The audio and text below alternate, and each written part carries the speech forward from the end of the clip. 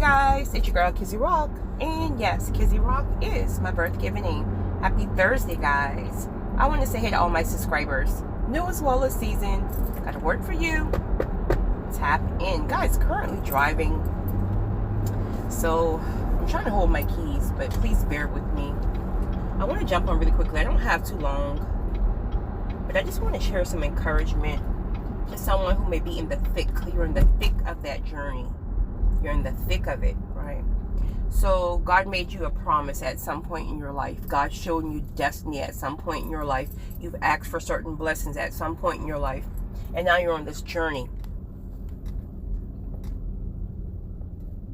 What a lot of people don't talk about is that the thick, when you're in the middle, that middle is the most difficult time. At the beginning, you're all geeked up and you're all happy and you're excited and you have all this adrenaline going in. You're doing everything that God is asking you because you assume the blessing will appear 2 weeks after God gave you the revelation. Right? So you have all this adrenaline. Excuse me. And then months pass. And then years pass. And now you're no longer seeing you're no longer seeing movement. Now you're being attacked from every angle. Nothing is making sense or aligning up with what God shared with you. So now you're dealing with a lack of patience. You're dealing with frustration. You're dealing with emotional instability. You're dealing with doubt, if you're honest. You're dealing with doubt. You're questioning yourself. Should I turn back? Is it even worth it? Was it a familiar spirit and it wasn't God? Not even worth it, right? So you're dealing with all this stuff within the middle. I'm speaking about the thick of it. You're in the middle of it. Everything that you see in the fleshly realm does not add up to what God has promised you in the spiritual realm. You may be so desperate to the point that now you want to speak on certain things that God asked you not to even speak on when he first gave you the revelation. But you need some type of answer. You need someone who you can just vent to and hopefully they can give you some kind of direction. So now you're talking to people who are now speaking against the very thing that God has spoken to you. This is why when you're in the thick of things, this is why when God has given you a vision, you got to stay quiet on that thing. Unless God gives you some type of conviction to speak to a certain person about it, throughout the process, if you will. A lot of the times what I've realized is it's typically not even people who know you like that, who God is going to use to give you certain revelations. Particularly because maybe these people really know you and they're not going to, and sometimes these people are not even really spiritually tapped into a certain point. So God will use sometimes a complete stranger when you least expect it, just to come and give you a certain word. That word will be a confirmation of what God has told you, right? Because God knows you're struggling. You're in that middle now. You're in the thick of things. He knows you're struggling. So he's going to use a person to just drop a certain word to you. I may be that person for you right now. Right? He's going to use a person to you to drop a certain download in your spirit, and you will know it's confirmation. How do you know it's confirmation? Because confirmation feels like it's a reassurance, it's a peace. It comes from an individual who most times couldn't even have known what God has said to you. So he will come and drop these nuggets just to try to get you to understand, hey, don't give up. I know it's rough right now, but I got to process you through this thing. This thing can't come overnight, because if I give it to you overnight, for one, you're going to forget about me, right? Because you think you did it all yourself. Also because anything that you labor for, you're going to appreciate it even more. So because I'm trying to get you to destiny, these are things that's going to last a lifetime. That marriage, that business, that ministry, whatever. These are going to be the things that last a lifetime. So I have to condition you where you're not running out the door so quickly because you're triggered about something. I can raise my hand right there. Right? So I have to get your tenacity built up, because where I'm taking you, yes, it's blessings. Yes, it's wonderful. But you're going to deal with some new levels, new devils. So I have to process you. The things that you were taught, the things that you learned, the things that you were conditioned to when you were younger, that may have not been the proper way. Generational curses, generational norms, generational cycles, conditioning, whatever you want to call it, right? That way ain't going to destiny. So now I have to literally deprogram you, which is a whole process within itself, in order to get you prepared for destiny. So this is why I'm not going to allow you to jump on somebody's bandwagon, because you're not putting the work in. People are so quick to want to jump on people's bandwagon. You don't understand. God is not going to allow that, because if you jump on somebody's bandwagon, then you didn't put the work in. People who you see God moving in the spiritual realms, you know, people like to say things like somebody is an overnight success or whatever. These people, most times, have been working on this thing for years and years and years and years. But all of a sudden, because you're just now hearing about them, because you're just now seeing them, you think that all of a sudden their life just took off 6 months later. No. Like even me with my speaking, I've been doing motivational speaking for at least 15 years. And when I tell you the frustration of just not having the support, when you're trying to help people, I would have conferences that would cost me thousands of dollars, right? Because I like a certain type of environment, right? I'm not going to feed you hot dogs, nothing wrong with hot dogs. No, I'm going to give you some crab cakes. Like, we're going to do this thing big, right? I'm going to have some individuals who can speak to you about mortgage and this and that and this, because I know in this small community, you know, there's not a lot of this. I'm from Charleston, South Carolina, a very small town, right? So there's not a lot of this. So I'm trying to, and you wouldn't even support things that's going to benefit you. So when I had my last conference back home, it was let me see, I think it was probably about 6 months. It was in November before the pandemic hit. And I had over 200 people signed up. Now, mind you, now this is food count, this is all that stuff, right? I don't even think half showed up. But you know who showed up? People who weren't invited. Like there were random people who happened to be in that building for whatever reason, and they showed up, right? And I was so frustrated. And my friends were trying to get to me like, Kizzy, do you see how much people are here? Do you, like, let's focus on who's here and not who, but I could not shake who's not here. And then my great friend she's like, Kizzy, you got to honor the people who showed. And she was right. She was absolutely right. But here's what happened. And we ended up having a great time. Don't get me wrong. After the fact, right? Again, I have a hard time dealing with people who are just not grateful and things like that. That's just my personal thing, because I guess that's just who I am as a person. But who am I? Everybody, is not the same. But I struggle with ungratefulness. So after we had a great time that night, and I met so many people, people bought my books, I signed books, etc., etc. I heard the Holy Spirit say to me clear as day, your time is up. Your time is up. Pouring into people who you think are your audience. And I was like, who am I supposed to pour into? So I say that to say, friends, sometimes the reason why you're not seeing any success is because you're pouring into the wrong audience. See, we assume that our audience should be our family, our friends, the people in our communities, the people we went to school with, all this stuff. That's who we assume should be our audience.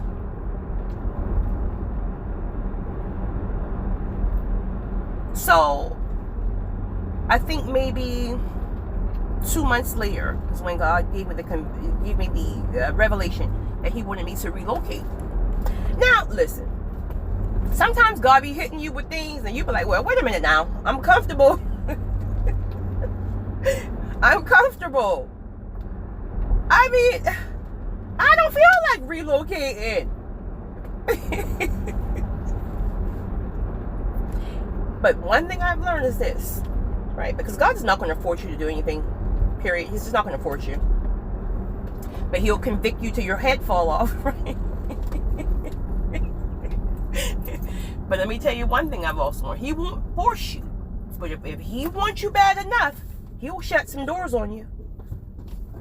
He'll shut some doors on you where you got to go. It just depends on how big your destiny is. So I relocated. And it seemed like a levee broke in every direction. I didn't have to go looking for support. I would meet people. God would send me in rooms that I had no business being. Well, I guess I had business being in there, but I mean, not from looking at paper, I guess, right? And people who are like major public figures recognize me. Like, "Oh, a friend of mine sent me one of your recordings. You're the girl Kizzy Rock." And I was saying, "Sir, you know me." You know me. Right? And so it just seemed like levees open up from different directions. It seems like I tapped into my audience. It seems like, no, I did. I have support coming from strangers. If you are somewhere and you're having to beg the people who you think who are your supporters, and you're getting all frustrated and you're ready to walk away from that business or walk away from that ministry or walk away from whatever, please ask God to show you who is your audience, because most times it's not who you think. And you're going to walk away from something all because you have a lack of support. You are tapping into the wrong audience. We're conditioned to think that it has to be family. It has to be people to look like us. 80% of the people who God brought to me don't look like me. I'm just going to be honest here. But see, your mindset got to be so open that you can receive that. God will back you up when you start moving and flowing. God will there's backup for you. There's backup for you. There's partnership for you. But you got to be obedient. You got to be, whatever God says, even when you don't feel like it, right? You got to move when God tells you to move, because He's moving you along destiny, right? So, all right, you relocated. So now you're still in the thick of it. You're still in the middle of the things, because you don't really get to, the latter part of destiny until you start really knowing that you're stepping into your promised land. When you're within that middle, you're still in this place where it's like, well, I know I can't go back, but I can't even see where I'm going. So you're still in the thick of things, if you will, that you know you can't go back.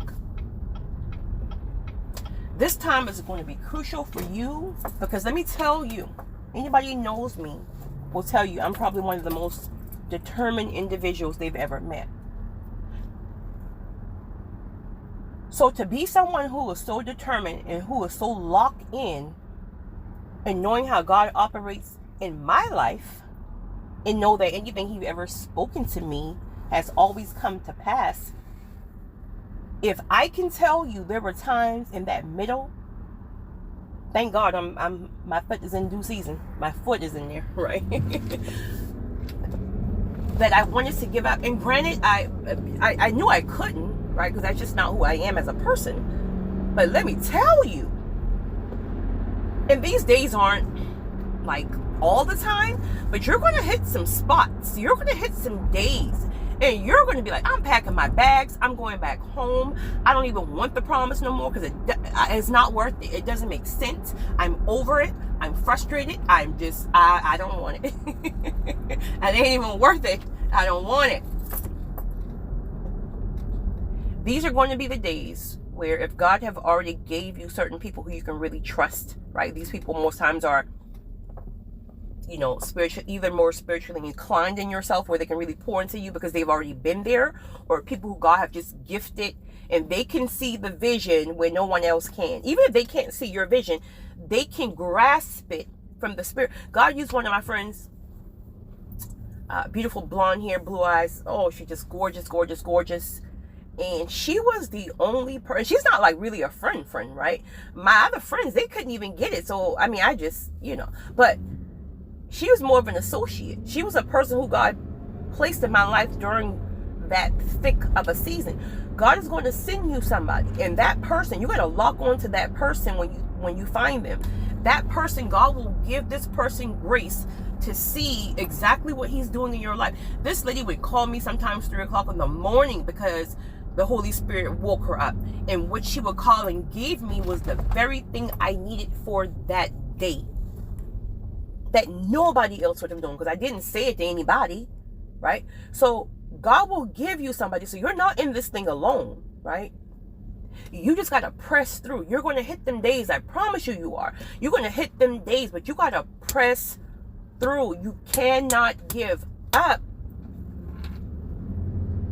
Then when you start getting some footing, and when Satan already know, like, all right, you know, I'm pretty solid now. I done cried. I'm all right now. I'm doing okay now. He's going to start messing with your family. He's going to start messing with your family. He's going to hit you in every, I think the only area for me he didn't attack was my finances at that point. But he's going to hit you in every area. And those areas are going to be the areas, the things that means the most to you. They're going to come out of nowhere. Why is he going to start hitting your family? For different reasons. Of course, he knows that you're, you know. Also, because if he's already relocated you, if things start going on with your family, he's going to hope that you go back home, because that's just what you do. Like, wait a minute. You can't have me up out you down, and you know you got me over here, and what's going on back here? I got to go home, boo. You ain't going home. You're going to stay planted, and you're going to stand your ground, and you're going to war in the spirit from where you are. And Satan will lose his grip on whoever he's bothering you about in your family. So you will press along and press along, and you will press along. I think the worst thing people can do is talk about where they are in life, or talk about their success, or X, Y, and Z, and not be honest and transparent about the process. That process will drop you to your knees when you're in the thick of it. I promise you. I promise you. So what happens is when people really get up in this thing, or when they answer the call, then they turn back midways, because it's like, anybody tell me about this? You ain't telling me about this. I think the only reason what kept me going is because, again, always look back at your track record with God. What have God spoken to you years ago? What had God promised you years ago? What storms have you been in years ago, but God got you out and you came out better on top? So you got to go back and look at God's track record. As well as what has helped me is because I'm a visionary, so you see it. So I think visionaries have it a little bit easier in that sense. It's more difficult because you see it clear, and so you think you're going to have it tomorrow because you see it clear. But in the sense of working towards the goal, marching towards the goal, it's a little bit easy for a visionary because you see it, versus being out here trying to press into something and you're blind and you don't even know what you're pressing. You know it's something, you feel it's something, but you don't know exactly what it is. But as a visionary, you know what it is. But it's hard because of you see it clear as day.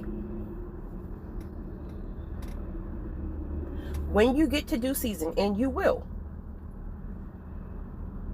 What's crazy about it is you don't even realize that it's happening, because God inches you. Again, he inches you into due season, because I think if he gives us so many blessings at one time, again, it's going to blow our mind. He can't find us. All of a sudden, we're sitting out here, we're big pimping, we're on yachts and that kind of fool, right? So he got to really like process you through this thing. But your whole level of character and integrity will be something that it was not in prior seasons. Why? Because you had to fight for this thing. So you're not going to be out here jeopardizing things all kind of way, honey. Like, you about to listen, you about to be loyal from every aspect. You about to have what is it called? Not perfection. What is it called? What is it when you do things precisely? Not perfection. Is it the spirit of perfection? Not perfection. It'll come to me as I speak. When you guys help me out. When you do things like precisely, it'll come to me. But anyway, your whole character. This is why you don't even have the same people in your life or around you when you get to destiny. Those people then drop off because you're on a different level now. And it's not that you're over them, and it's not that you've forgotten about them. In fact, you may go back every now and then to act a fool with them, but that ain't gonna be often. Let me just tell you, right? That ain't gonna be often. That's gonna be a little turn up time, maybe once, twice a year. But you're a whole different person, honey. The spirit of excellence. The spirit of excellence. Thank you, Holy Spirit. The spirit of excellence. This is why some of you who still dealing with these trifling behind God, like a certain type of guys, and you out here saying that ain't no real men, listen, you just there. You're saying that because you haven't elevated to a certain level of men yet. Because let me tell you, honey, there's some good men out here. Let me just tell you. You just may not have tapped into that rim of men yet, because you're still being processed. Right? You may still be in the beginning of your process, but the further you go along, a lot of things are going to fall off. In fact, the men who you were once attracted to will turn you off in due season. Trust me when I tell you. Trust me when I tell you. Like, how did I ever even give you a conversation? Like, really? Ooh, child. But when you get to due season, guys, you are going to thank God. You're going to thank the people that he placed along the path. And you're going to thank yourself for not giving up.